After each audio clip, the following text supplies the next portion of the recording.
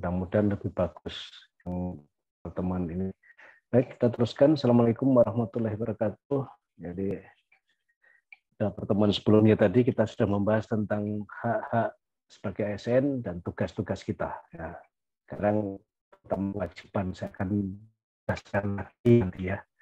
Kewajiban itu ya sebenarnya namanya kewajiban ya apa yang harus kita kerjakan ya.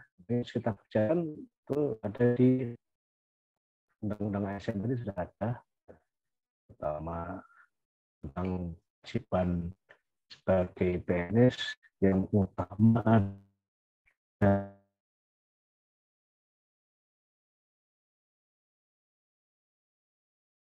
adalah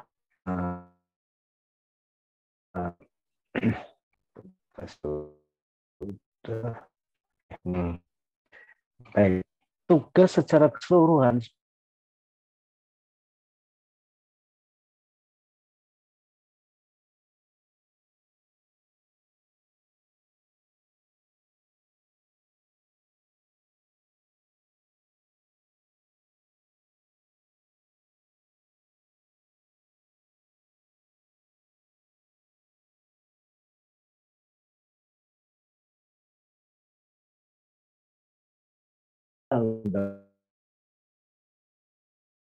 Negara Kesatuan Republik Indonesia.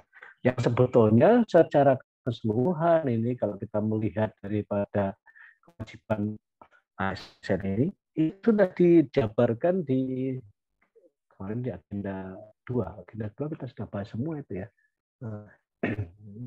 Agenda 2 yang kita kerjakan sebetulnya penjabaran dari tugas ASN ini, menjaga negara kesatuan, melaksanakan kebijakan yang diuruskan oleh pejabat pemerintah yang berwenang, mentaati ketentuan perundangan, kemudian melaksanakan tugas kedinasan dan seterusnya ini. Inilah yang karena ini adalah merupakan kewajiban, maka kalau Anda tidak melaksanakan ini sesuai dengan yang diinginkan pada perilakunya di agenda 2, ya dapat risikonya ya dengan tidak disiplin jadinya.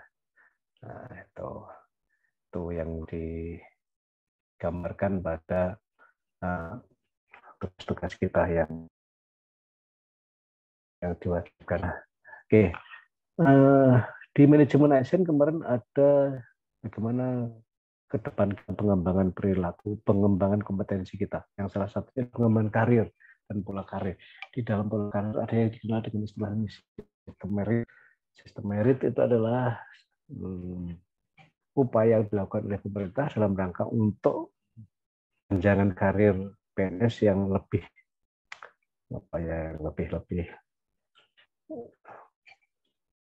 fair, seperti lebih fair dan menekan terjadinya nepotisme.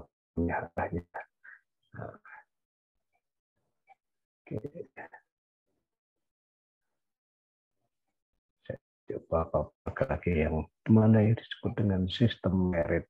Ada 3 pertimbangan utama dalam sistem merit, yaitu yang dikenal dengan kualifikasi, kompetensi, dan kinerja. Nah, ini dan bisa ditangkap ini slide-nya. Kalau tidak bisa ditangkap ya kan di modul sudah ada, saya tinggal mereview saja. Jadi kualifikasi, kompetensi, dan kinerja.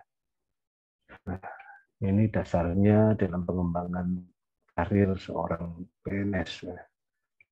Yang ini pastinya dilaksanakan secara adil dan wajar tanpa latar politik, ras, agama, dan sebagainya. Jadi ini untuk menghindari pertarungan yang tidak fair. Kualifikasi itu ada beberapa indikator.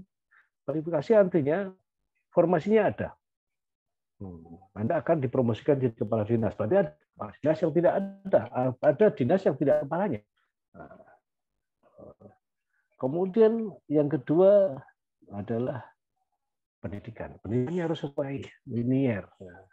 Kalau di dinas itu menuntut sebuah kualifikasi pendidikan tertentu, ya harus di PU misalnya. PU pekerjaannya umum, maka kualifikasinya harus memenuhi bahwa dia adalah memiliki ijazah bidang teknik.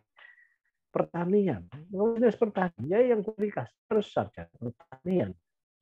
Dan yang ketiga, sikap perilaku. Sikap perilaku bisa dari SKP-nya. Kompetensi ada 3 macam. Jadi yang disebut dengan kompetensi teknis, kompetensi manajerial, dan kompetensi sosiokultural. Semakin tinggi jenjang jabatannya, maka semakin dibutuhkan kompetensi manajerial dan sosiokultural yang semakin banyak. Kompetensi teknis semakin dikurangi. Nah, jadi kalau ada level pemimpin tingkat bawah itu lebih ke teknis. Semakin naik semakin ke manajerial dan semakin ke sosiokultural. Teknisnya semakin dikurangi. Jadi seperti piramida terbalik dalam pengembangan kompetensi, pengembangan karir pimpinan kaitannya dengan berkompetensi. Sehingga wajar kalau semakin tinggi jabatan dinas ini dia nggak mikir teknis, tidak harus tahu teknis dia. Tetapi pelaksana yang paling bawah, seksinya, jabatan fungsionalnya, maka dia semakin harus tahu teknisnya. Nah, ini di pola pengembangan kompetensi kerja itu dasarnya dari SKP. Semua nanti kita mengurus apapun terkait dengan kepegawaian itu selalu dari SKP. Teknis pembuatan SKP silakan Anda buka lagi di Menpan terbaru 8 tahun 2022. Karena belum disosialisasikan secara luas, tapi sudah diberlakukan di PKN. Dikaitkan dengan guna untuk kenaikan pangkat reguler maupun pilihan. Ini mudah-mudahan yang lainnya hadir. Ini kameranya nggak buka semua ini karena saya nggak bisa buka ataukah saya yang tidak bisa ditangkap, saya nggak tahu. Karena semuanya tertutup kamera.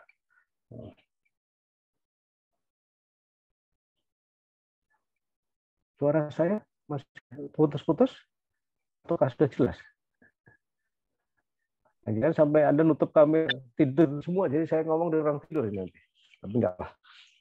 Nanti kewajiban saya memberitahukan mereka. Masih putus-putus suaraku. Cukup jelas, Pak D. Nah, itu jelas.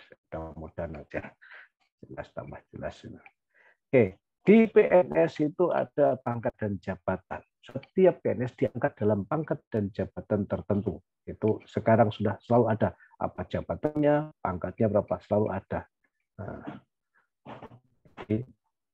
golongan pangkat pembina, penata muda, penata muda ya. Nah, penata muda tingkat 1, penata tingkat 1 itu 3A sampai 3D. 4 baru pembina tingkat 1, pembina utama muda, pembina utama madya. Nah, begitu seterusnya. Nah, kalau golongan 4 pembina, golongan 3 itu penata. Jadi ada 4. Dan jabatannya sekarang ada semua. Nah, kalian sudah diangkat dalam jabatan tertentu yang itu adalah hasil dari penetapan formasi dasarnya. Semua sudah seperti itu sekarang yang CPNS yang baru ini. Beda dengan zaman-zaman dulu. Zaman dulu nggak ada jabatan, semua jabatannya adalah staf. Pengangkatan PNS dalam jabatan tertentu ditentukan berdasarkan perbanding objektif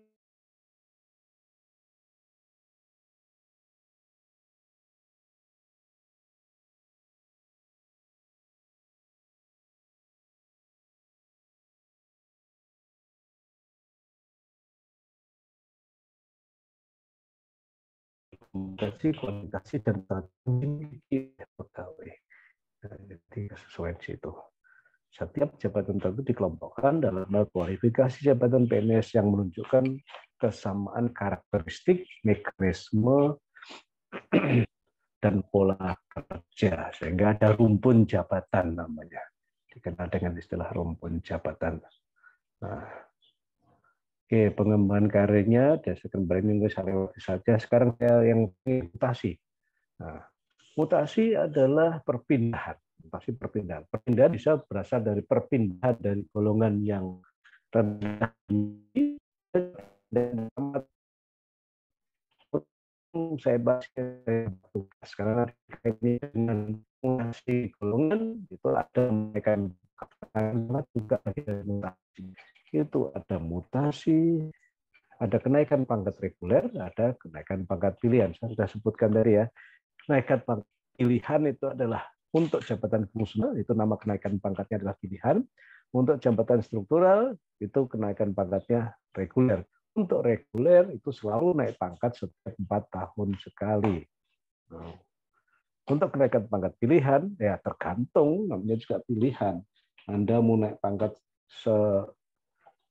sebulan setahun sekali nggak mungkin. Jadi, untuk kenaikan pangkat pilihan itu ada persyaratannya, paling tidak sekurang-kurangnya, paling tidak ada 2 tahun sudah menduduki jabatan itu. Itu persyaratannya. Sehingga ada dulu istilah guru itu selalu naik pangkat 2 tahun sekali. Sebetulnya enggak juga 2 tahun sekali ya. Karena dia sudah menduduki jabatan itu selama 2 tahun, baru bisa diproses kenaikan pangkat. Nah, kalau dia 2 tahun sekali naik, maka prosesnya berarti sebelum 2 tahun itu. Sebetulnya karena sih, ya. Biasanya meskipun bisa naik pangkat 2 tahun sekali, karena 2 tahun sekali baru bisa dinyatakan naik pangkat, maka prosesnya makan 1 semester, biasanya realisasinya yang normal itu 2,5 tahun, bukan juga 2 tahun. Nah, karena sekarang bunyinya seperti itu. Nah, untuk kenaikan pangkat reguler pasti 4 tahun. Sebelum 4 tahun nggak bisa diusulkan. Dasar untuk kenaikan pangkat reguler itu adalah waktu. Kalau dasar kenaikan pangkat pilihan itu adalah prestasi kerja. Yang kalau fungsional, nanti Anda yang fungsional ini, prestasi kerjanya dituangkan di angka kredit namanya.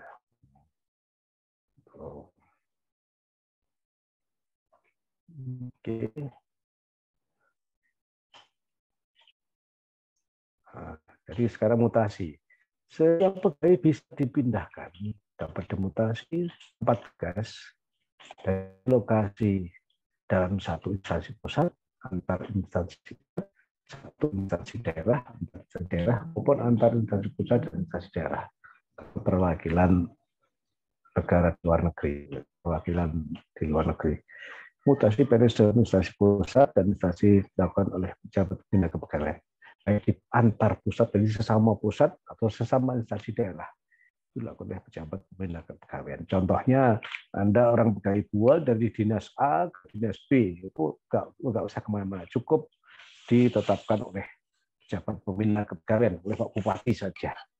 Nah, tapi berbeda dengan kalau Anda dari Kabupaten Buol harus akan pindah ke Kabupaten Toli-Toli. Maka itu masuk kategori ketiga, antar kabupaten kota dalam satu provinsi. Itu yang menetapkan adalah gubernur berdasarkan pertek dari kepala BKN, pertimbangan teknis, atau sedikit banyak orang istilahnya pertek.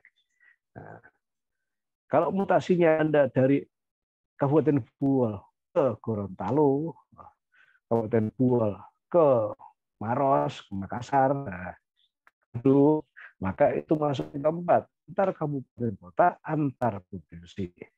Atau di provinsi pindah ke provinsi lain, antar provinsi. Nah, ini agak ribet. Nah, nanti ditetapkan oleh menteri yang menyelenggarakan pemerintahan dalam negeri, yaitu Mendagri, setelah mendapat pertimbangan teknis dari kepala BKN. Nah, jadi agak panjang ini urutannya kalau kita akan pindah ke dari Buol ke provinsi lain. Kalau dari Buol ke kabupaten lain satu provinsi masih. Nah, dan itu pun di Buol ada enggak berapa lama kontraknya, 15 tahun tadi ya. Nah, berarti Anda juga sebelum 15 tahun jangan nggak bisa pindah, karena di dalam proses mutasi pindah tugas itu ada istilah yang mungkin Anda kenal semua, lolos butuh. Lolos artinya ada surat dari tempat tugas sekarang itu meloloskan Anda pindah. Butuh artinya di tempat tugas yang dituju itu ada formasi. Nah, itu artinya ya. Hingga orang menyebutkan sudah ada lolos butuh. Dan lolos butuh artinya ada surat keterangan dari tempat tugas awal Anda diizinkan pindah, ada surat di tempat tugas baru bahwa di sana ada formasi, ada kebutuhan. Karena untuk butuh ini surat kebutuhan ini agak sekarang. Di beberapa tempat pengalaman teman-teman saya yang pindah ke Pulau Jawa, di Solo kemarin, dia harus ikut uji kompetensi di sana. Nah, karena dia menetapkan standar sendiri dia.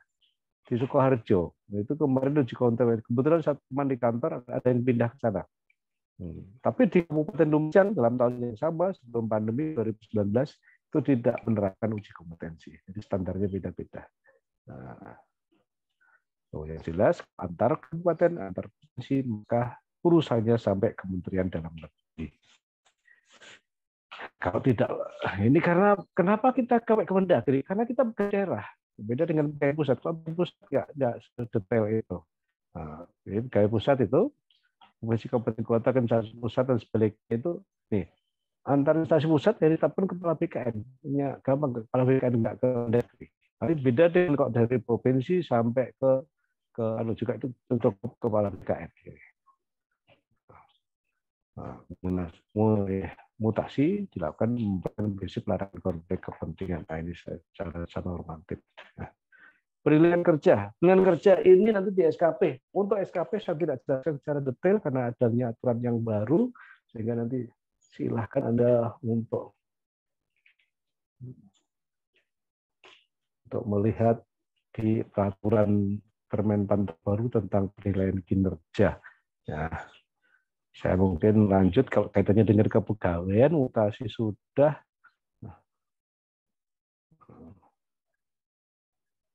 Disiplin, yang penting disiplin.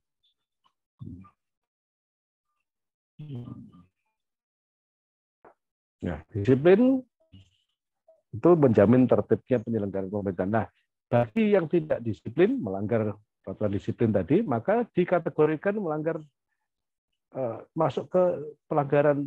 Kalau sampai pelanggarannya berat,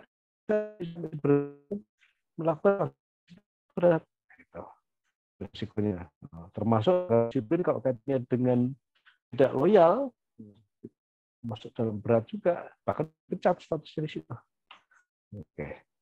Terakhir tentang perhentian. Beberapa macam pemberhentian divisi diberhentikan dengan hormat. Kalau diberhentikan dengan hormat, berarti dua kemungkinan. Hormat berarti ya dipecat. Kemudian apakah Anda pada pensiun atau tidak? Kalau Anda mengajukan permintaan, kemudian usianya belum cukup 20 tahun, masa kerjanya belum cukup 20 tahun, maka dia akan dengan hormat tanpa pensiun. Tapi beda dengan kalau mengajukan pemberhentian, permintaan berhenti, lalu sudah sembuh dan masa kerjanya di lebih dari 20 tahun, maka bisa saja mendapatkan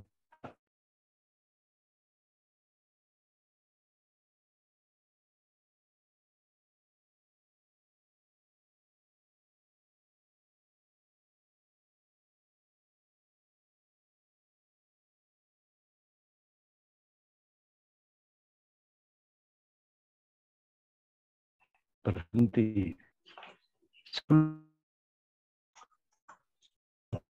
Hak pensiun itulah yang kebetulan kemudian disebut dengan nama pensiun dini istilahnya jadinya. Pensiun dini itu adalah PNS yang mengajukan pemberhentian, usianya di atas 50 tahun, masa kerja sudah di atas 20 tahun, dan dia kemudian diberhentikan dengan hormat dengan hak pensiun. Itu jadi pensiun dini. Tapi berbeda dengan kalau memang dia tidak mengajukan, tapi karena memasuki batas usia pensiun. Karena batas usia pensiun itu adalah umumnya 58. Tapi bagi yang punya jabatan tertentu bisa lebih dari 58. Contohnya pejabat fungsional tingkat madya itu bisa sampai 60. Fungsional tingkat utama itu bisa 60. Jabatan struktural, jabatan pimpinan tinggi, kepala dinas kalau di kabupaten, itu juga bisa 60. Dia baru pensiun. Jadi itu orang-orang yang punya jabatan tertentu.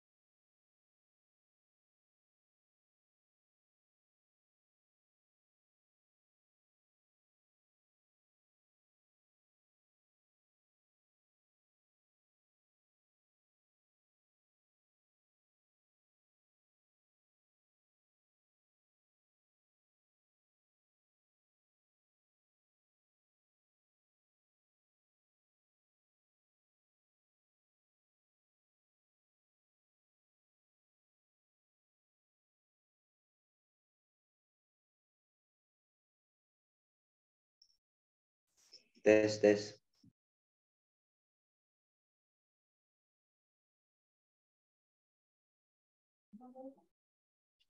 Untuk Pak Sigit, kita keluar ya? Iya, Pak. Iya, Pak. Kurang bagus sinyalnya Pak Sigit.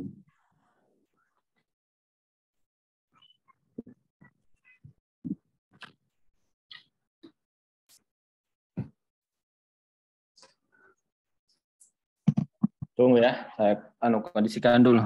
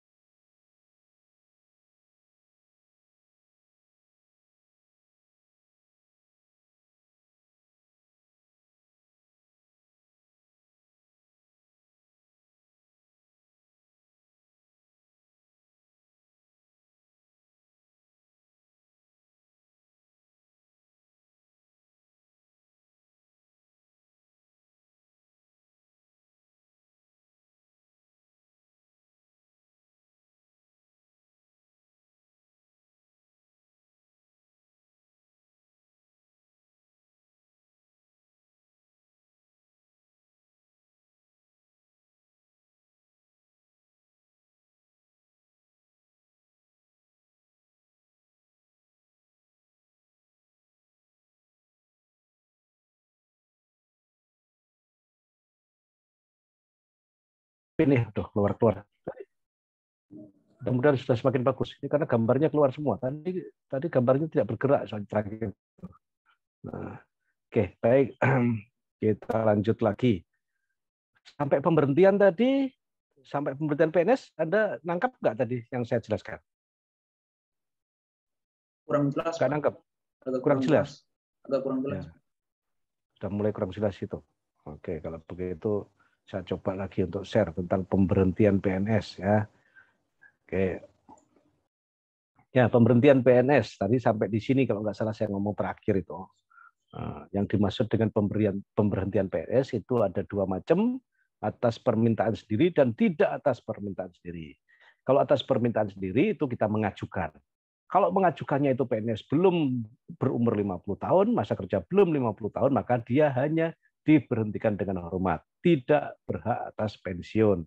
Tapi kalau dia umurnya sudah 50 tahun, di atas 50 dan masa kerja lebih dari 20 tahun, maka dia bisa diberhentikan dengan hormat dengan istilah dia dapat pemberian dengan hormat dan berhak pensiun, sehingga diistilahkan sebagai orang yang pensiun dini namanya itu. Itu yang disebut dengan pensiun dini. Jadi pensiun dini adalah orang yang pensiun belum memasuki batas usia pensiun, tapi sudah berhak atas uang pensiun.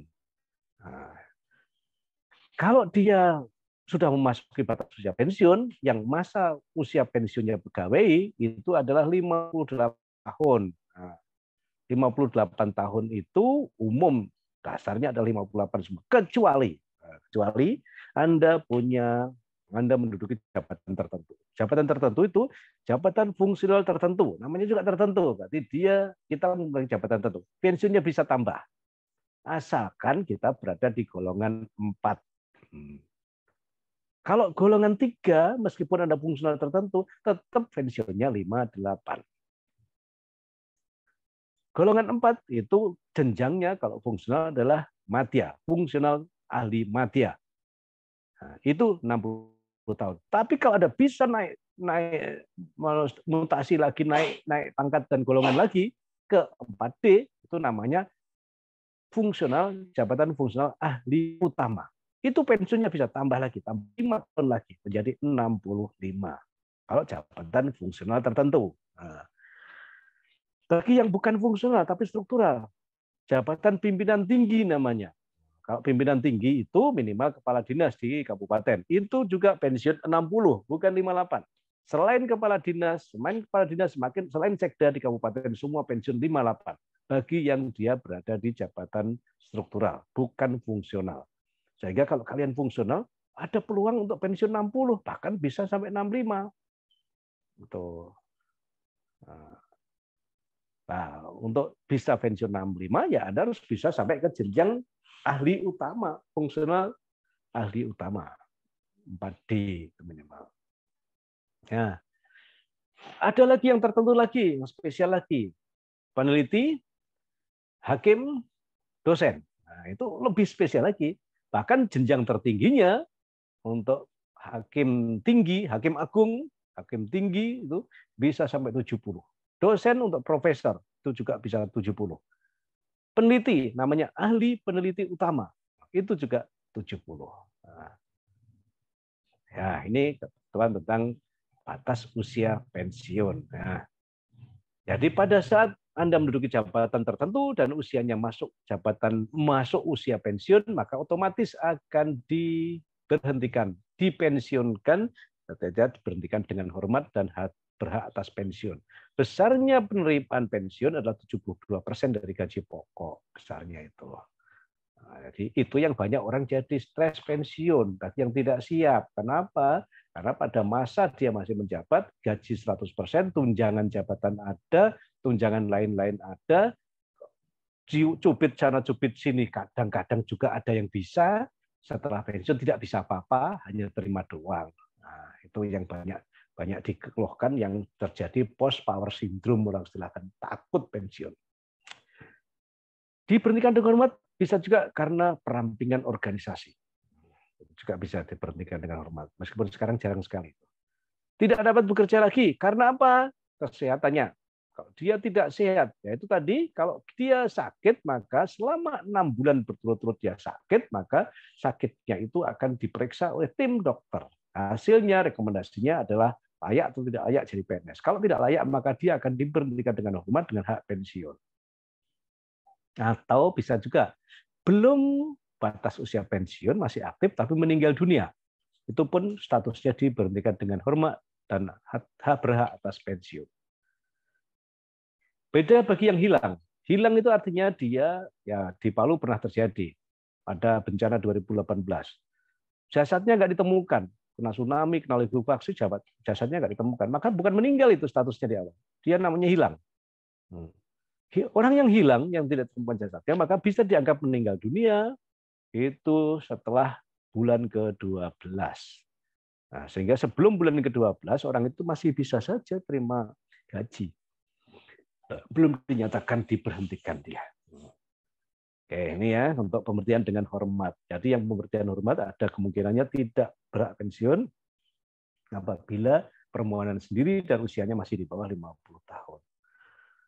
Bagi yang melanggar ketentuan, melanggar disiplin, maka bisa saja diberhentikan dengan tidak hormat. Yang seperti apa? Dikenakan pidana penjara setelah punya putusan hukum tetap, itu 2 tahun karena tindak pidana berencana. Pidana umum, itu bisa dipecat. Menjadi anggota partai politik atau pengurus partai politik, itu juga tidak boleh. PNS harus netral, sehingga tidak boleh menjadi pengurus partai politik. Kalau ketahuan, terbukti, maka bisa dipecat juga. Pecat dengan tidak berhak atas pensiun. Dikenakan pidana penjara karena kejahatan yang berhubungan dengan jabatan. Nah, ini yang disebut sebagai penyalahgunaan wewenang. Bagi yang menyalahgunakan wewenang alias korupsi, maka di sini tidak ada angkanya. Meskipun hanya 1 hari, kalau sudah diputus pengadilan, maka dia akan dipecat. Nah, kalau korupsi ya. Atau melakukan kegiatan yang makar, melawan negara kesatuan dan undang-undang. Nah, itu juga bisa dipecat. Nah, ini yang ketiga ini yang kenakan pidana penjara karena kejahatan yang berhubungan dengan jabatan. Nah, ini bisa dipecat karena itu korupsi. Korupsi itu penyalahgunaan wewenang dan penggunaan kekayaan negara.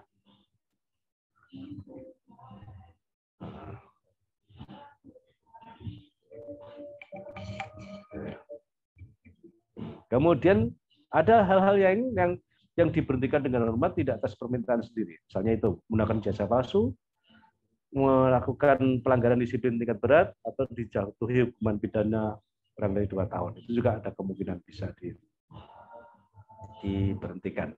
Itu kaitannya dengan kalau yang materi manajemen ASN sampai ke pemberhentian. Kalau sudah diberhentikan, belum berhenti manajemen ASN mengurus. Hanya saja pengelolaan gaji setelah pensiun itu tidak di pemerintah tapi dialihkan ke BUMN, yaitu asuransi tabungan, asuransi pensiun. Tuh.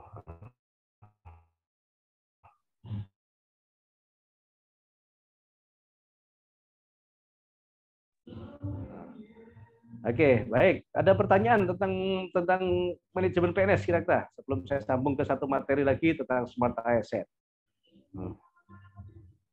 Ada yang mau ditanyakan? Oke, jelas? Izin Pak, izin. Boleh bertanya Pak? Silakan, makanya saya beri waktu. Silakan ada.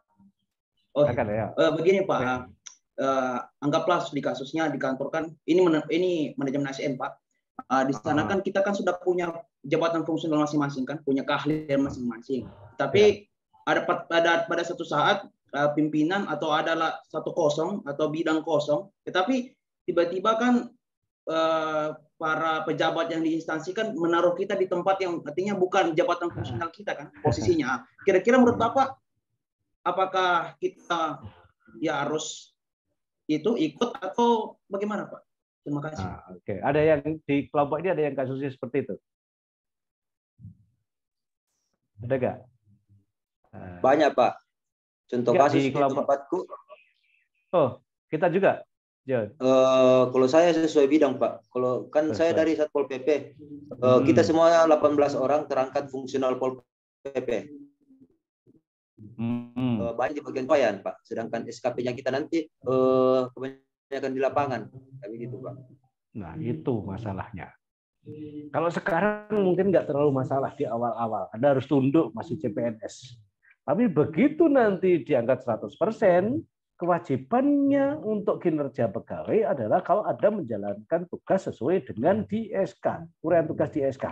Kira-kira kalau Anda ditempatkan di tempat yang tidak sesuai dengan SK, bisa menjalankan tugas sesuai SK atau tidak? Itu masalahnya. Nah, jadi untuk jangka pendek nggak masalah. Tapi jangka panjang nanti pas kita mau pengembangan karir, salah satunya lagi kinerja. Kemudian apalagi kalau fungsional, dihitung dari apa yang sudah dikerjakan sesuai dengan tugas pokoknya. Dihitung namanya kredit poinnya nanti. Akan nanti petunjuk lebih lanjut nanti ada di Permenpan tentang jabatan fungsional tertentu. Jabatan fungsional tertentu tentang polisi pamung praja. Cari undang-undang tentang cara menghitung angka kreditnya polisi pamung praja. Karena setiap jabatan fungsional itu beda-beda. Jabatan fungsional bidan, baca peraturan tentang bagaimana menghitung angka kreditnya bidan. Kemarin di Morowali Utara ada gizi yang ditaruh di bagian keuangan, di staf keuangan. Nah, akhirnya apa? Bingung dia membuat aktualisasinya karena begitu dilihat dari uraian jabatan nggak nyambung dengan pekerjaan sekarang. Jangka panjang pengembangan karir. Apa yang harus dilakukan? Anda sebagai calon disiplin sekarang jalankan tugas perintahkan. Saat ini ya, tapi pelaksanaan Anda ke pimpinan, karena pimpinan mestinya nggak terjadi. Kenapa? Anda diangkat sesuai dengan formasi kan tadi ya, pengangkatan PNS kan dasarnya formasi. Loh kenapa kalau memang di dulu yang kosong di keuangan, kenapa nggak buka formasi keuangan? Yang salah bukan Anda sebetulnya, yang salah yang merencanakan. Nah ini urusannya kepegawaian dengan biro bagian organisasi di kabupaten, bukan biro. Dia yang harus mendak. Kalau Anda masih seperti itu, tempat mengadunya ke BKD dan biro organisasi. Karena yang menetapkan itu lembaga itu. Karena jangka panjang pasti akan rugi kita.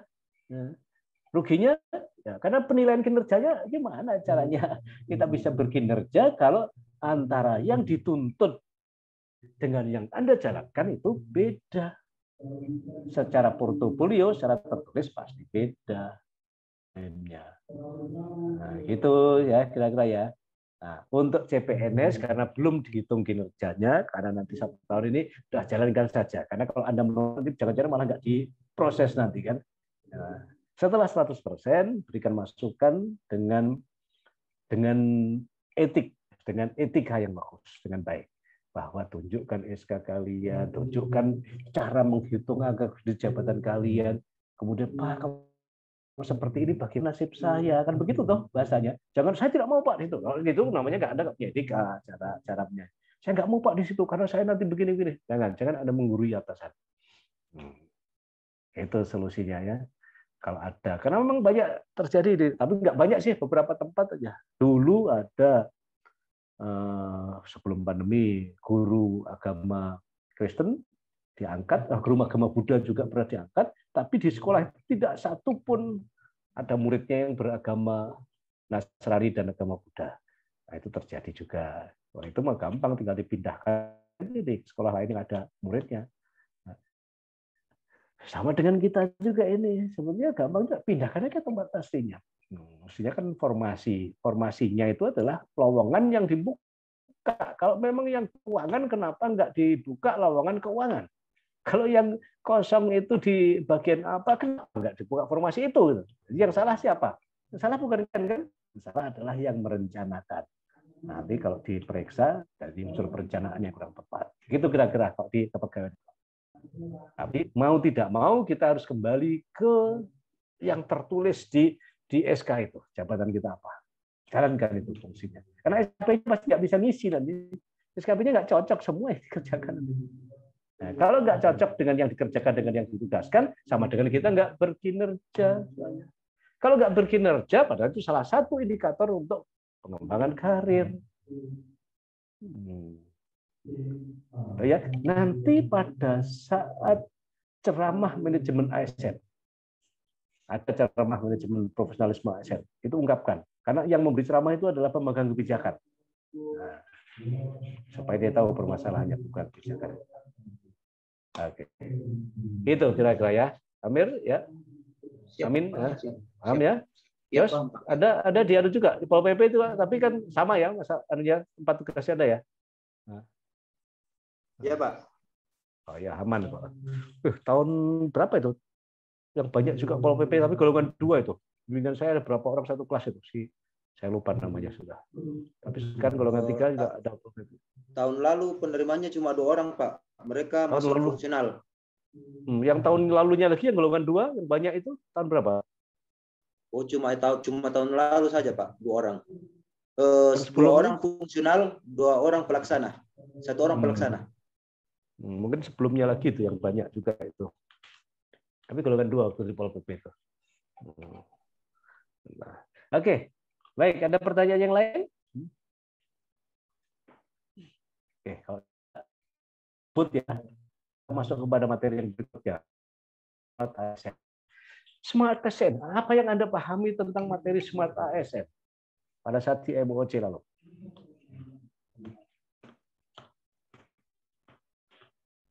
Apa? Waktu Smart ASN, waktu di MOOC, apa yang Anda pahami?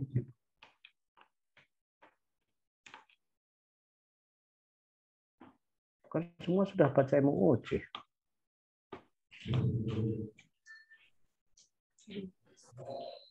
Tentang literasi digital, Pak. Ya, literasi digital. Apa itu literasi digital? Betul, itu yang paling banyak. Yang tebal sekali sih modulnya, tapi intinya sebetulnya ke itu, literasi digital. Apa itu literasi digital?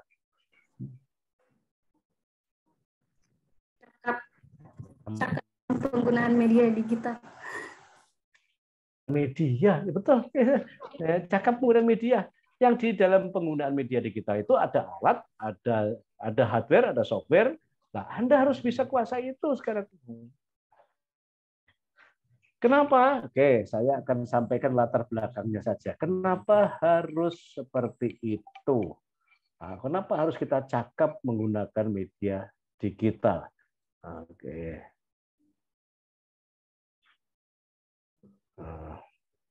Ini alasan utamanya. Alasan utama kita harus cakap menggunakan media digital. Itu tantangan masa depan. Tantangan masa depan. Kenapa 2030 katanya akan menghadapi seperti ini kita? Ada globalisasi.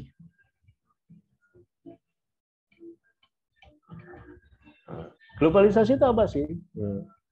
Pergeseran teknologi yang semakin menyatu. Kita tidak terpisahkan dengan jarak. Akibat dari itu terjadi pergeseran teknologi dari barat ke timur. Itu terjadi. Yang kedua, kita ada krisis lingkungan dan krisis energi. Di mana-mana sekarang ada antrian BBM. Mungkin di Bual juga terjadi antrian orang mengisi BBM. Karena di mana-mana saya lihat. Itu karena itu krisis energi. Ya, salah satunya.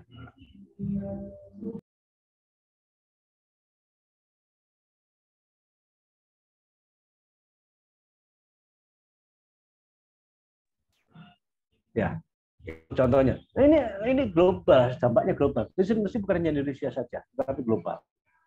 Bahkan ke 2030 itu lebih fatal lagi.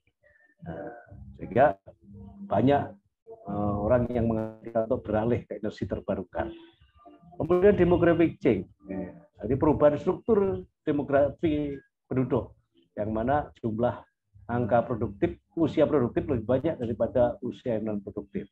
Ada dua kemungkinan, bisa maju Indonesia atau bisa malah terjadi masalah sosial kalau kita tidak bisa nangani. Kalau lapangan kerjanya nggak ada, sementara jumlah tenaga kerja banyak, kemungkinannya akan terjadi krisis sosial. Itu yang dikhawatirkan. Makanya harus ada strategi untuk mengatasi itu.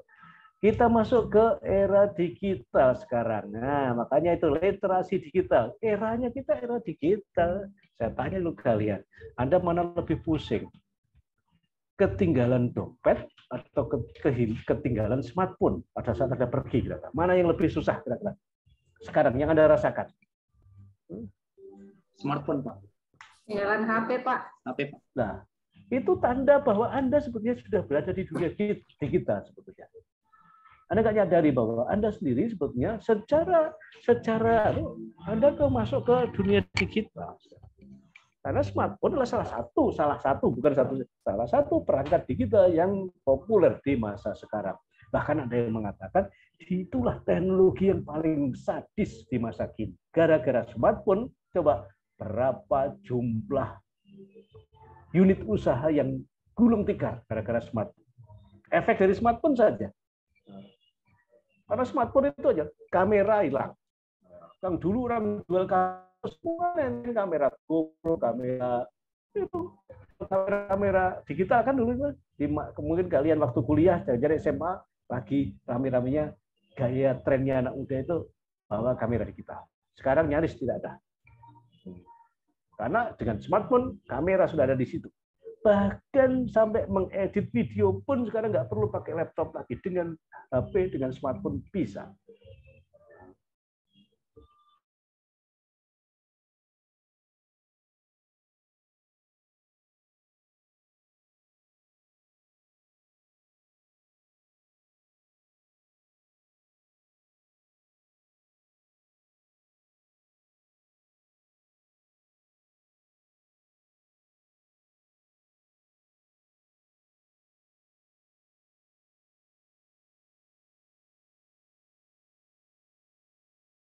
Kambuh lagi putus-putus saya.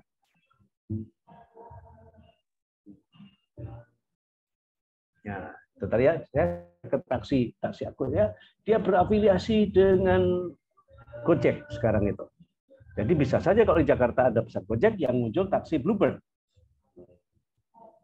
Apa yang bisa Anda petik hikmahnya dari pergeseran bisnis ke seperti itu? Kalau dulu Anda mau makan, masih bayangkan, masih khawatir, nanti bayarnya berapa ya? Anda mau naik taksi, aku masih bayangkan berapa ya biayanya. Sekarang Anda bisa melakukan sesuatu dengan sedikit kepastian. Saya akan pindah dari tempat ini ke tempat tujuan. Anda hitung dulu berapa uangnya, cukup enggak? Kalau cukup, yuk jalan. Kalau tidak cukup, ya nggak usah teruskan, karena pasti kurang.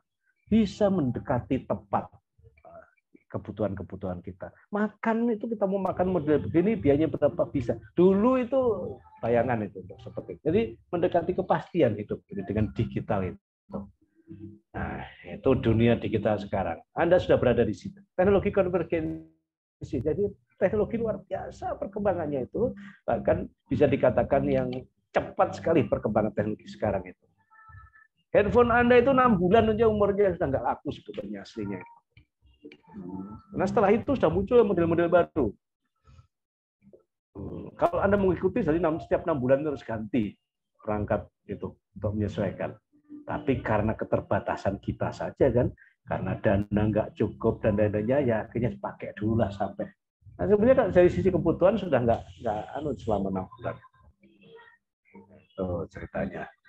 Nah, jadi ini mega trend yang kita hadapi. Jadi terutama di teknologi yang luar biasa perkembangannya. Nah, sehingga kita diperhadapkan dengan sebuah kemajuan teknologi yang sangat pesat sekali sekarang itu. Kita akan ketemu dengan sebuah perkembangan teknologi yang seperti ini kalau saya ibaratkan itu. Ya. Pertama, era disruption. Berubah semua itu model-model bisnis. Nah, jadi cara-cara bisnis yang konvensional masa lalu itu hancur sekarang itu. Tadi terjadi pergeseran model-model bisnis itu. Nah, cara-cara yang lama, toko mulai berkembang. Toko yang bisa banyak dihemat dengan kita menggunakan online shop. Tidak harus keliling-keliling, mungkin di Bual belum terlalu terpengaruh. Tapi di kota-kota besar di Jakarta, Surabaya, itu sangat bermanfaat dengan membelanja di online shop. Harganya sama, bahkan cenderung lebih murah. Kita tidak capek-capek keliling. Kalau capek keliling di sana itu parkir mikir, macet mikir. Kita tunggu di rumah aja, tinggal pilih dengan harga yang pasti. Ya atau tidak kita sudah tahu pasti. Nah, bahkan lebih murah dengan harga yang di pasaran, di toko yang konvensional. Pampers, susu bayi. Nah, itu Nah, tuh. Jadi bergeser. Kemudian kita ketemu dengan yang Internet of Things. Semuanya pokoknya selalu berpikiran, nah, hari ini saja contohnya, kita terhubung dengan internet. Jadi internet segalanya. Internet itu sebagai sesuatu yang segala-galanya betul itu. Di dunia seperti ini sekarang. Nah, kita akan berhadapan dengan artificial intelligence, kecerdasan buatan. Kasir nggak perlu lagi manusia, kasirnya mesin sudah. ATM itu sudah bisa setor dan tarik. Masuk tol di Jawa sudah nggak perlu lagi dijaga, tapi semua tinggal alat-alat semua yang mengontrol itu. Kemudian revolusi industri yang sangat cepat, yang akhirnya pekerjaan konvensional lama-lama akan digantikan. Ada kalau di YouTube coba cari itu pekerjaan apakah yang terancam dengan adanya artificial intelligence. Banyak sekali itu. Akuntan akan digantikan, kemudian apoteker juga akan digantikan oleh artificial intelligence, dikerjakan oleh robot-robot saja. Sehingga pemerintah akhirnya bersama-sama masyarakat dan ekonomi, pelaku ekonomi membangun sebuah Indonesia Digital Nation. Apa yang dikerjakan masing-masing berperan. Regulasi dan pengendalian pemerintah lebih dominan melakukannya. Aktivitas digital pemerintah, masyarakat dan ekonomi digital, pelaku ekonomi semua berperan. Aplikasi semua juga bisa membuat. Infrastruktur pemerintah dengan swasta dengan masyarakat juga bisa berkolaborasi untuk membangun. Dibutuhkan SDM digital, teknologi penunjang dan riset inovasi untuk terus berkembang digital. Ini program yang dibangun di masa sekarang.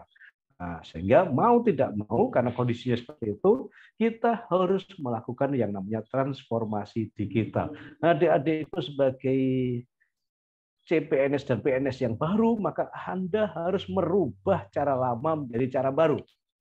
Apa yang bisa Anda rubah kira-kira dari cara lama menjadi cara baru yang serba digital kira-kira? Ya. Karena nanti Anda akan melakukan sebuah kegiatan di agenda 4, habituasi. Kira-kira apa contohnya yang bisa dirubah dari yang manual atau yang dari cara lama yang identik dengan manual ke digital kira-kira? Anda seorang perawat misalnya. Ada nggak yang bisa dirubah dari yang manual ke digital? Tidak semuanya sih, tapi pasti ada beberapa bagian yang Anda bisa rubah. Siapa yang perawat sini? Apa kira-kira rencana kegiatannya seorang perawat? Rencana kegiatan di habituasi sudah muncul nggak? Di agenda 1 kan sudah diminta untuk membuat gagasan kan? Meskipun belum dikerjakan masih angan-angan. Apa yang mau dilakukan kira-kira? Yang kegiatan itu adalah untuk menghilangkan isu atau permasalahan. Amin apa? Identifikasi masalahnya Amin apa? Masalah yang dominan. Masalah utamanya apa, Amin?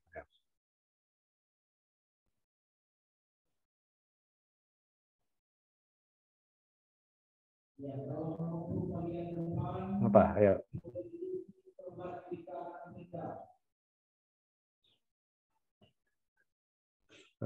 Coba beri saya satu contoh saja. Masalahnya apa? Masalah yang diangkat prioritas di agenda 1 apa? Mungkin Pak pengambilan data, Pak.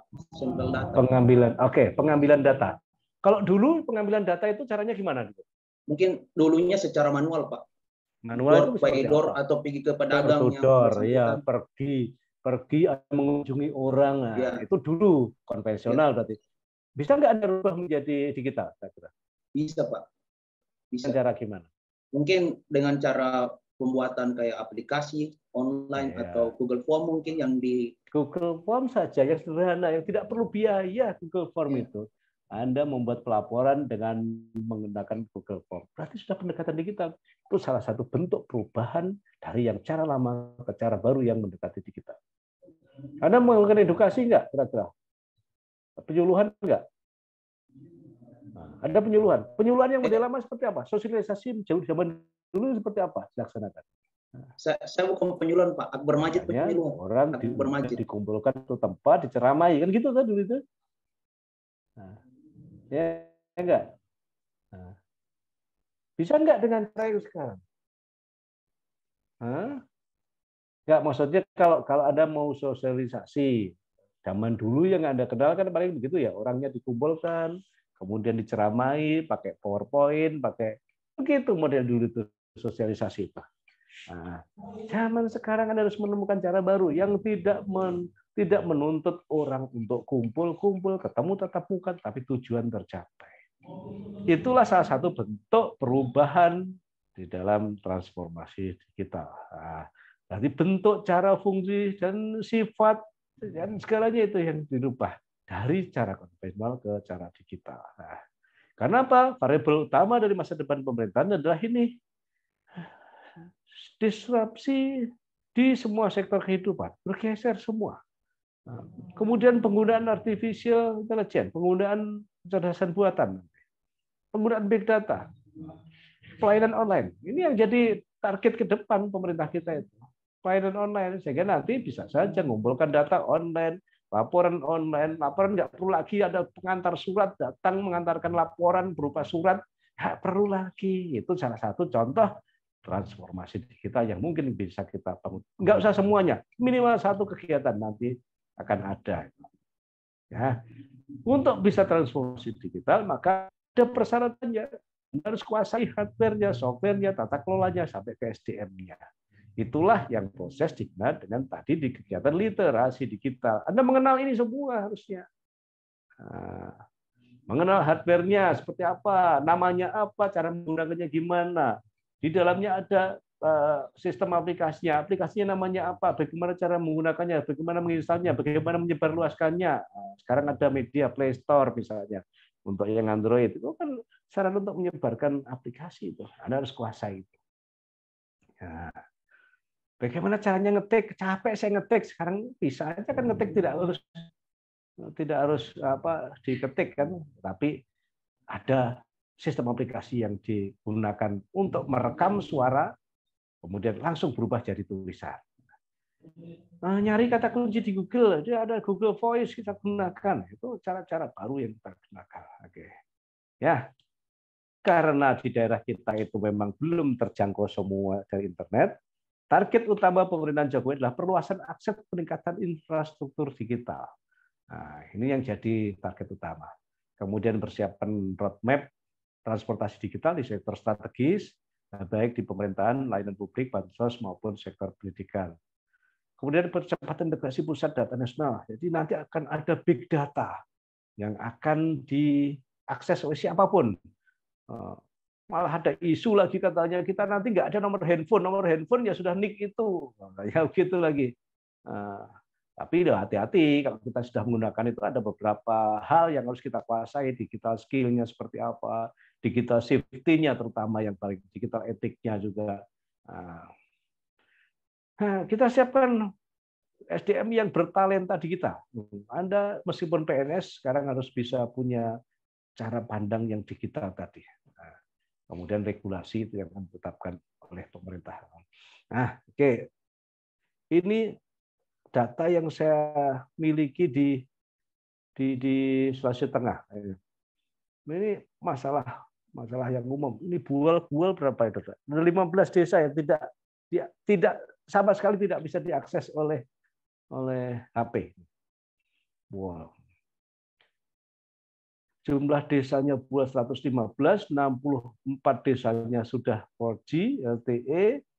Nah, masih ada yang ini, karena ini baru 64 dari 115. Kira-kira baru ya hampir lebih separuh sedikit lah, lebih sedikit dari separuh lah yang bisa digunakan untuk internet. Karena 3G, GPRS itu menurut saya susah mau dipakai internet. Untuk SMS saja itu. Nah, ini data di wilayah Buol seperti ini. Ini data BPS dalam tahun 2021. Ya. Padahal kalau mau nambah, itu ada satu kecamatan yang gimana itu yang lampas ada sama sekali ya dulu. Nggak tahu sekarang. Nah, bisa nggak itu? Oh, itu toli-toli ya. Toli bukan. Sorry. Buol mungkin. Boal mana yang belum nggak ada pulau ya? Kalau Boal nggak ada kepulauan toh. Yang sulit tuh. Ini Toja Una-Una ini paling banyak 48 karena memang sejarah pulau semua ini kalau saya lihat datanya. Nah, ini yang jadi target nanti akan diselesaikannya. Nah, jadi nanti mengarah kepada ASN, kita harus bisa cakap bermedia digital. Nah, yaitu apa itu digital, skill-nya harus bagus. Nah, kemudian bagaimana cara-cara melindungi diri, safety-nya dari hoax, dari ini macam-macam. Nah, apa yang akan dikerjakan ke depan bisa karena adanya undang-undang ITE itu arahnya kan semua ke layanan elektronik semua ya. Pengiriman data sudah pakai elektronik, bahkan pengiriman uang sudah pakai transaksi elektronik. Nah, semua akan mengarah ke sana. Nah, biaya prosesingan lebih murah. Kemudian kalau dituntut jualan, ya toko dapat beroperasi lebih lama lagi. Nah, potensi pasar bisa menjangkau yang lebih luas, tidak memerlukan toko yang fisik. Ya. Modal bisa sedikit saja, kalau ada seadanya bisa dikerjakan. Nah, katalognya juga bisa update setiap saat dan dapat dengan mudah mengenali kompetitornya. Karena kita bisa ngintip tanpa diketahui oleh kompetitor kita. Beda dengan kalau kita mau ngintip ke warungnya tetangga. Kita punya warung, kita ingin ngintip warungnya tetangga, berarti kan kelihatan. Tapi kalau di digital mana kelihatan yang seperti itu. Nah, sehingga ke depan akan mengarah ke sana. Satu kabupaten yang sudah menerapkan transaksi elektronik secara penuh itu Sigi. Sigi itu nyaris tidak ada itu transaksi-transaksi yang manual sekarang. Oke, jadi kalau kita bicara digital itu arahnya ke sana. Yang pertama adalah itu tadi. Bagaimana kita harus kuasai perangkatnya. Kemudian bagaimana kita menguasai sistem aplikasinya. Bagaimana aturan-aturannya. Nah, jadi jangan sampai nanti kita nggak tahu. Ya, di tata kelola itu ada aturan-aturan. Kita harus paham undang-undang ITE seperti apa. Jangan sembarangan mengupload berita-berita yang tidak benar, karena itu bisa dituntut. Bahkan bisa tahunan itu dendanya sampai 1 miliar itu. Tapi kita melanggar itu. Nah, oke, jadi itu saya rasa yang penting kaitannya kalau saya mereview tentang Smart ASN. Jadi Smart ASN arahnya adalah bagaimana Anda nanti untuk mengarah kepada kegiatan-kegiatan yang kekinian. Kekinian itu identik dengan masa sekarang adalah era digital. Sehingga nanti ada dalam kegiatan habituasi kita harus bisa menghubungkan materi ini yang ada di agenda 2 dengan kegiatan-kegiatan atau isu yang kita angkat pada kegiatan habituasi.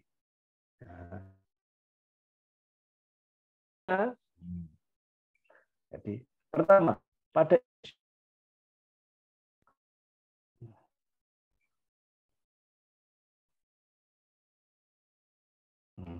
ini otaknya. Agenda 3 berperan di berhubungan dengan isu yang diangkat. Jadi isunya apa? Isu tersebut harus kita hubungkan. Dia masuk ke ranah manajemen ASN. Karena pelatihan kita cuma 2. Masuk di manakah isu itu? Nah, isunya apa? Yang diangkat yang paling dominan hasil identifikasi isu kemudian penetapan isu prioritasnya.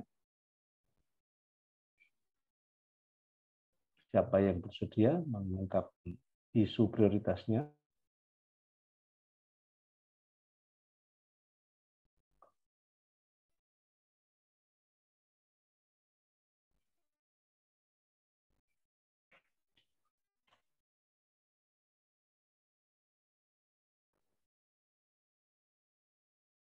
Ya. Siapa yang bersedia? Isunya apa?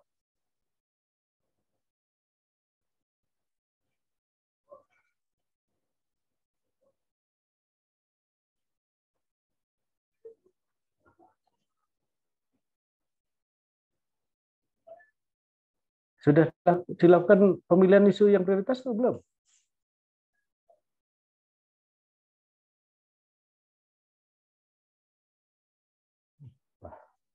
Nggak nyambung lagi kayaknya saya ini. Silakan di chat, coba. Chat isu prioritasnya di kolom chat. Saya minta ketik di chat apa isu prioritas yang Anda angkat masing-masing.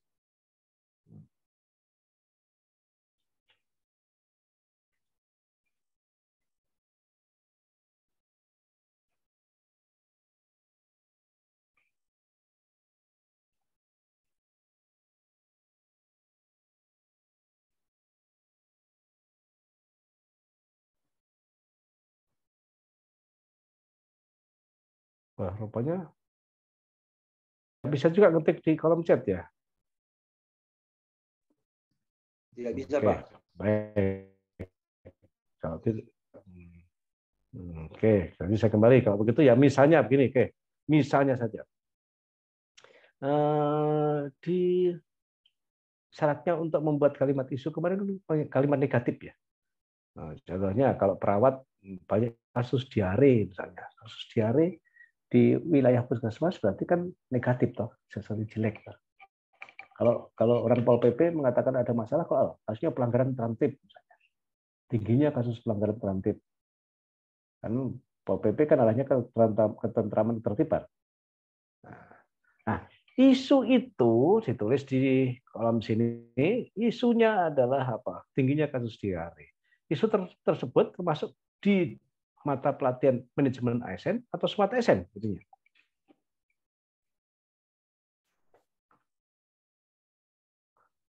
Caranya ya kita lihat dulu di analisis penyebabnya. Analisis penyebabnya kira-kira mengarah kemana. Kalau penyebabnya adalah karena kompetensi kurang, karena pegawai-pegawainya tidak menjalankan tugas, maka itu pasti manajemen ASN. Dan semua isu pasti masuk manajemen ASN. Kenapa? Karena yang diidentifikasi adalah tugas kita. Kita adalah ASN. Maka sudah pasti itu adalah ruang lingkupnya manajemen ASN. Tapi apakah dia itu masuk ke SMART ASN atau tidak? Kalau SMART ASN tadi adalah tinjauannya kepada literasi digital, dilihat dulu apakah isu itu termasuk penyebabnya adalah karena tidak terjadinya proses digitalisasi. Nah, kalau tidak menyangkut dengan namanya digitalisasi, ya tidak usah dihubungkan dengan SMART ASN. Cukup dengan manajemen ASN saja. Oke, paham? Ini untuk isu. Kedua, agenda 3 dikaitkan dengan kegiatan. Nah, kegiatan lebih gampang di kegiatan. Kegiatan ini, semua kegiatan pasti ada kegiatan yang Anda akan lakukan, kan? Karena Anda ada ASN, maka pasti manajemen ASN dalam rangka penyelesaian masalah. Untuk kompetensi kita, untuk kinerja kita pasti itu. Sehingga semua kegiatan pasti masuk manajemen ASN. Nah, apakah dia SMART ASN itu masuk atau tidak? Ya, gitu lagi, balik. Apakah kegiatan kita nanti itu menggunakan perangkat digital atau tidak?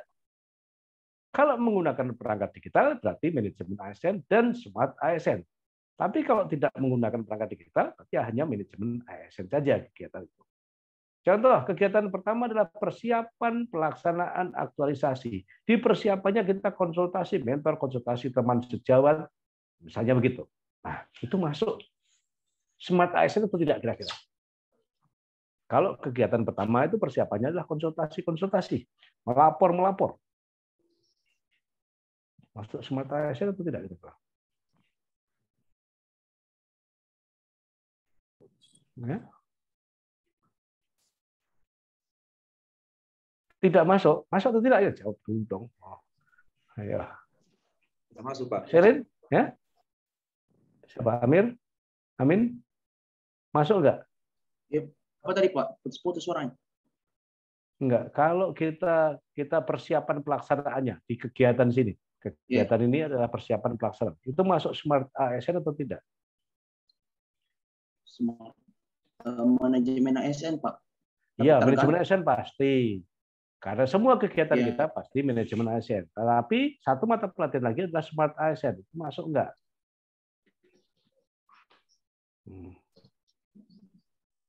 Tergantung, Pak. Tergantung kegiatannya apa. Apakah dia ke arah digital nanti atau... Nah, ya kegiatannya melapor ke mentor.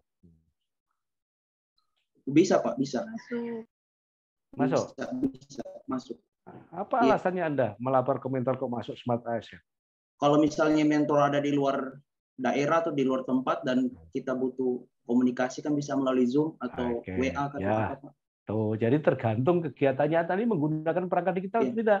Kalau ternyata mentornya di luar sekolah, kita nelpon, kita WA, nah berarti itu ada Smart ASN karena menggunakan perangkat digital. Tapi kalau bertemunya langsung di rumahnya, di kantornya, ya nggak usah dimasukkan ke Smart ASN-nya.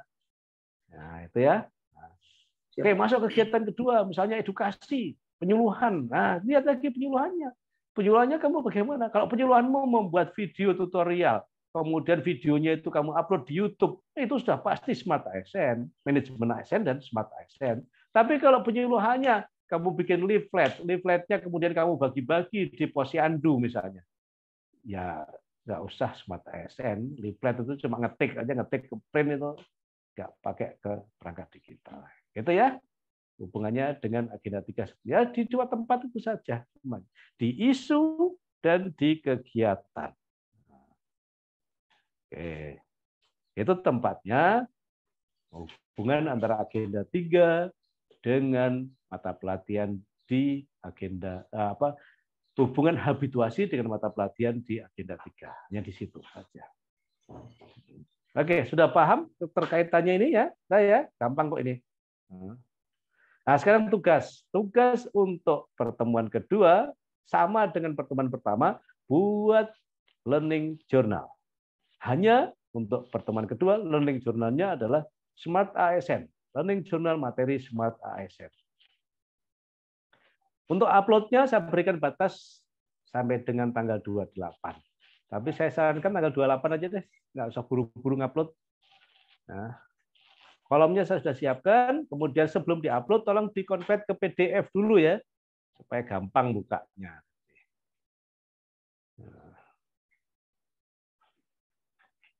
Oke, jadi sama, maksimal 3 halaman bagi yang baru mengupload. Aminuddin yang sudah terlanjur mengupload, nggak apa-apa, sudah terlanjur, nggak bisa diulangi soalnya. Kalau diulangi saya harus reset. Kalau saya reset semua akan hilang nanti soalnya. Iya Pak. Betul. Yang sudah pernah saya upload akan hilang semua itu kalau Iya. di reset. Oke, ada pertanyaan?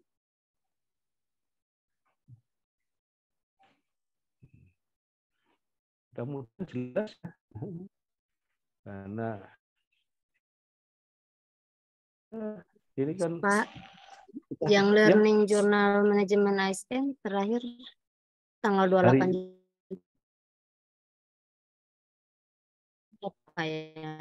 pertama kita itu kan hari ini. Tanggal 24 ya hari ini. sebenarnya. Nah, ya 24 ya. Jadi hari ini untuk manajemen.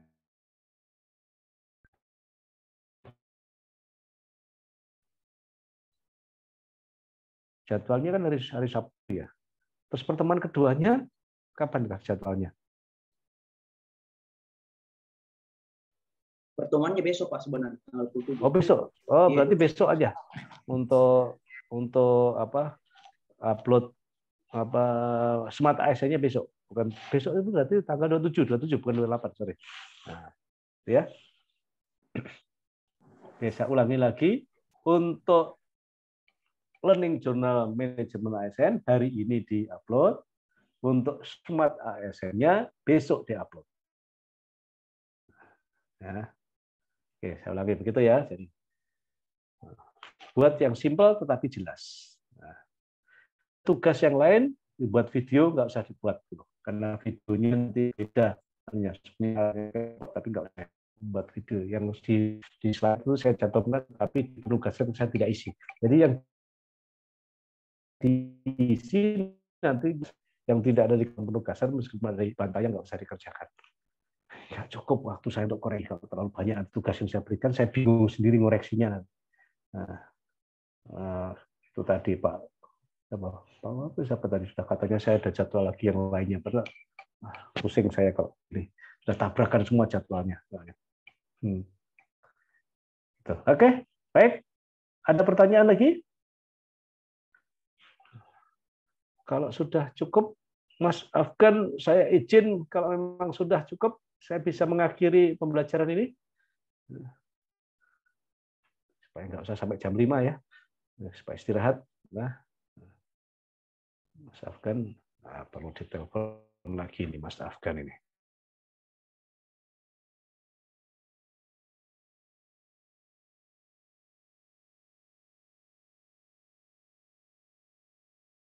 Saya tanya lagi ya.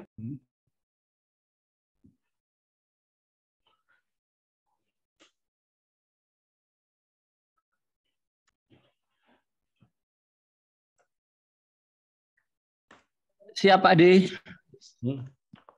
Oke. Nah.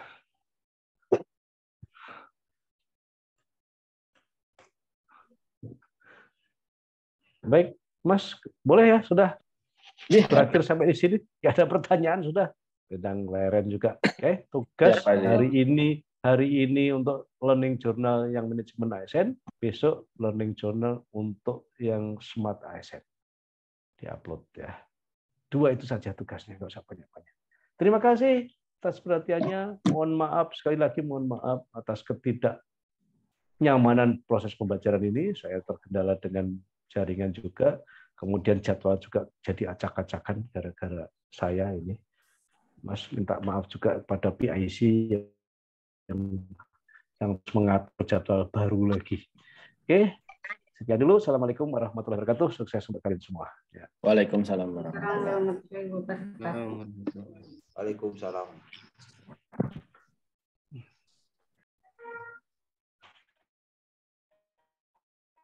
Ini kan cuma saya sendiri toh. Tadi saya langsung.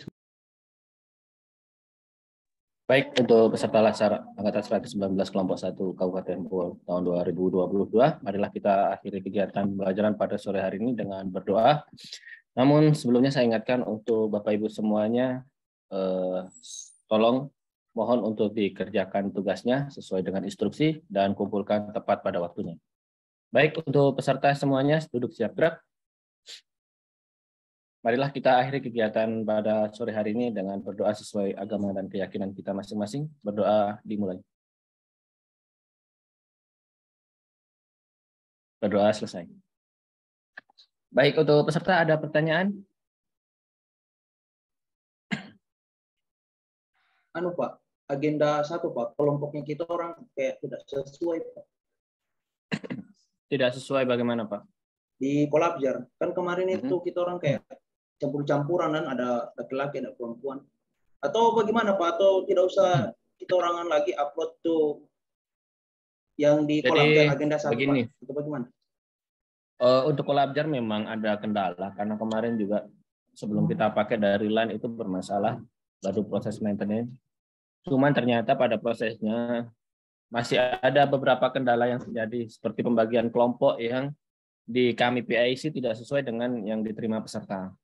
Namun itu kita sudah laporkan karena kita selaku PIC ini tidak punya ranah sampai ke sana. Kita hanya mengelola saja. Ya, untuk maintenance dan lain-lain itu ada di kewenangannya pihak LAN, ya LAN RI. Jadi insya Allah mudah-mudahan segera teratasi. Namun jikalau nanti tidak dalam prosesnya masih tetap begitu, silakan tugas-tugasnya itu sesuai dikirimkan langsung kepada pengampu materi yang bersangkutan ya. Silahkan ditulis nama kelompok pesertanya siapa semua, kemudian nanti kumpulkan ke WI atau pengampu materinya. Nah, nanti nilai-nilai yang diberikan ke WI akan kita input melalui PIC atau melalui saya. Ya. Jadi ini karena beginilah sistem, kadang ada terkendala dengan Jadi Bapak Ibu ada pertanyaan lagi? Saya Pak, untuk pertemuan keduanya ini besok.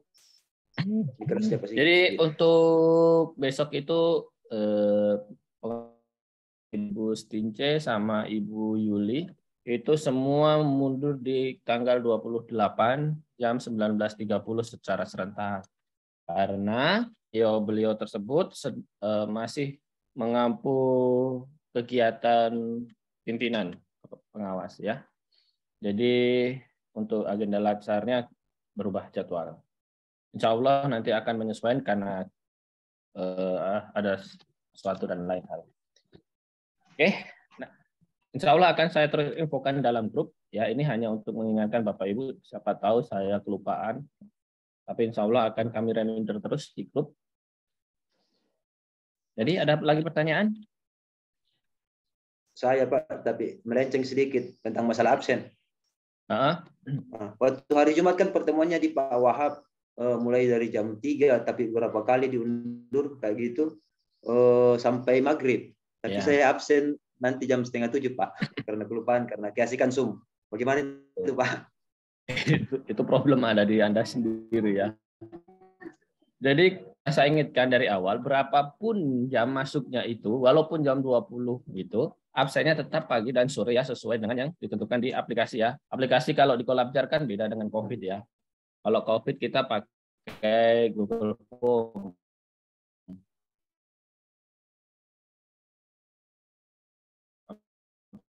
Ya, karena tidak menyediakan tes kehadiran, silahkan isikan sesuai dengan yang ditentukan di situ. Jam berapa itu? Jam 8 ya, waktu Indonesia Tengah ya.